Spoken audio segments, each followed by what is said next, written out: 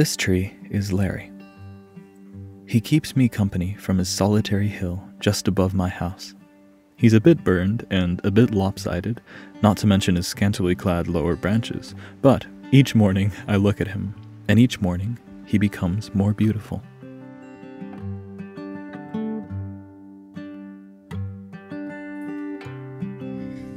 Last month, I got an idea and left for the mountains. This idea would lead me to create something that took a long time and somewhat failed in the end. Yet, looking at my creation now, in the same way that I look at our dear friend Larry, I've grown to love its imperfection, and I'm excited to share it with you. So, today, we're going to try and make a rather unusual lamp.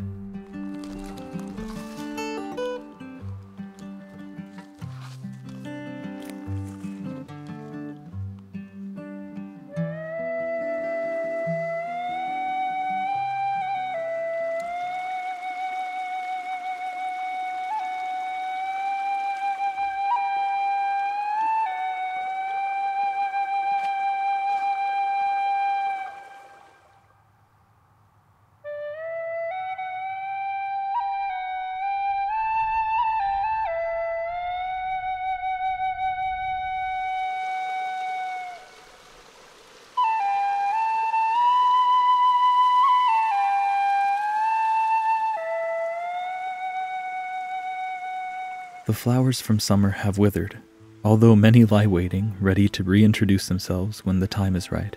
A select few dry out in a way that I find absolutely enchanting. These are dry mariposa lilies. Mariposa means butterfly in Spanish. Y próximo año, cuando venga la primavera, tú vas a ver por qué. While in bloom, they are stunning, but this way, dried out, they will suit my project nicely.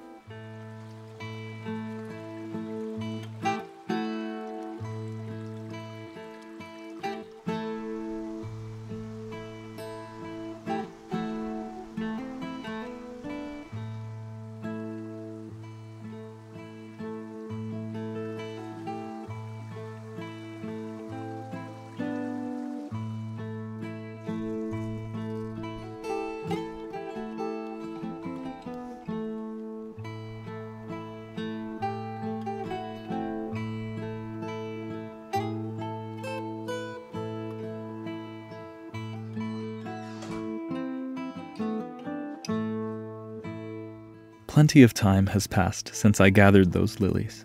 The weather cooled, autumn came, and I acquired some more materials, including some small bits of driftwood, an empty kombucha bottle, of which I have far too many, and some resin, a material I've never used and which would offer a few surprises down the road.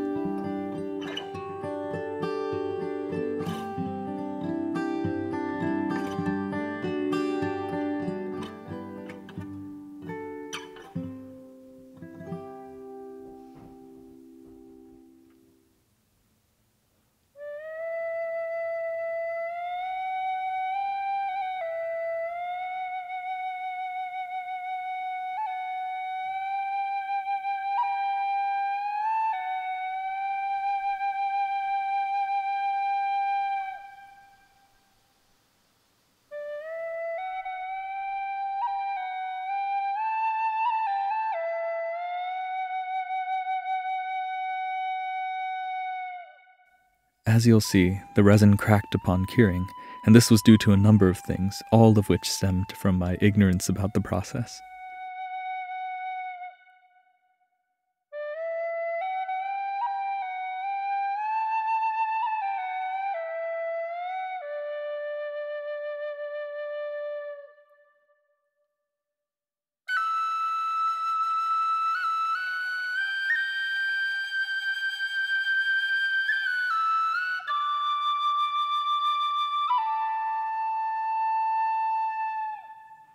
Upon seeing my finished creation, my father introduced me to a wonderful term. He said that it reminded him of the Japanese aesthetic called wabi-sabi. He explained that wabi-sabi represents an artistic focus on appreciating the impermanent, imperfect, and incomplete. He is a kind man, my father.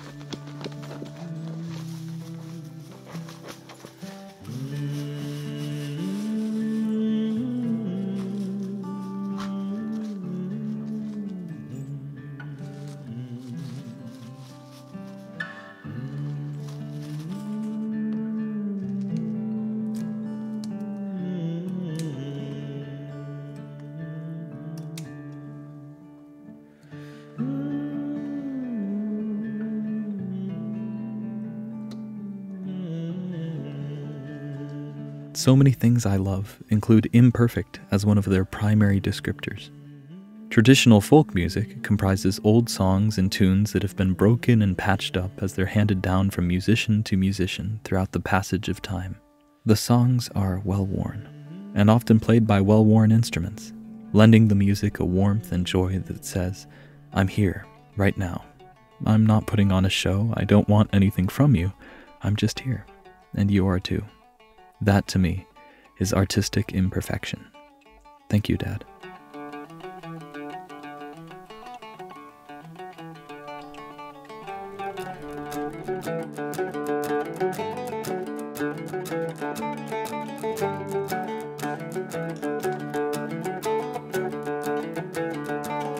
What I've enjoyed most about jumping into these projects is that I'm at a loss as to how they'll turn out.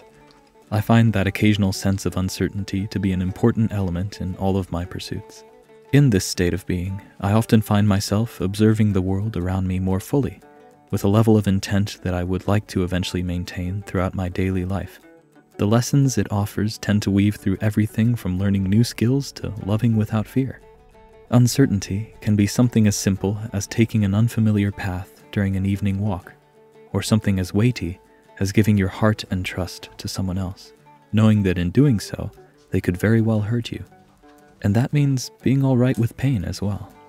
I feel safe in the knowledge that pain has never signaled the end of things for me.